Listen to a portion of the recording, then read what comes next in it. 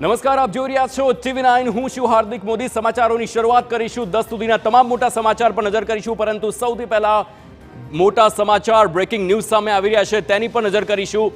Breaking news સામે આવી રહ્યા છે તેની પર સૌથી પહેલા નજર કરવામાં આવશે, જ્યાં ગીર સોમનાથમાં દરિયામાં વેરાવળની બોટે જહાજે ટક્કર મારી છે આ બોટને, અને આ સાથે જ 3 જેટલા માછીમારો છે તેને પણ બચાવી લેવામાં આવ્યા છે।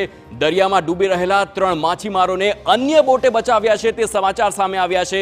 ગીર સોમનાથના દ્રશ્યો આપની ટીવી સ્ક્રીન પર આપ જોઈ શકો છો, જ્યાં એક બોટ જેણે જહાજે ટક્કર મારી અને આ ટક્કર બાદ 3 જેટલા માછીમારો હતા તે ડૂબી રહ્યા હતા, અને ત્યારબાદ અન્ય બોટે આ 3 માછીમારોને બચાવી લીધા છે। આ દ્રશ્યો જુઓ, રેસ્ક્યુના લાઈવ દ્રશ્યો આપની ટીવી સ્ક્રીન પર છે।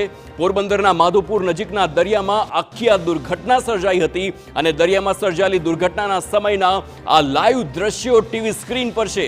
દુર્ઘટનામાં તમામ માછીમારોને સલામત રીતે બચાવી લેવામાં આવ્યા, પરંતુ ખૂબ જ અગત્યની આખી આ જે ઘટના સર્જાઈ છે તેના દ્રશ્યો આપની ટીવી સ્ક્રીન પર છે। કેવી રીતે એક જહાજે જ્યારે બોટને ટક્કર મારી, આ ટક્કર બાદ 3 માછીમારો જે બોટમાં સવાર હતા તે તમામ ડૂબી રહ્યા હતા, અને ત્યારે જ એક અન્ય બોટ આવી અને આ તમામને તાત્કાલિક બચાવી લેવામાં આવ્યા।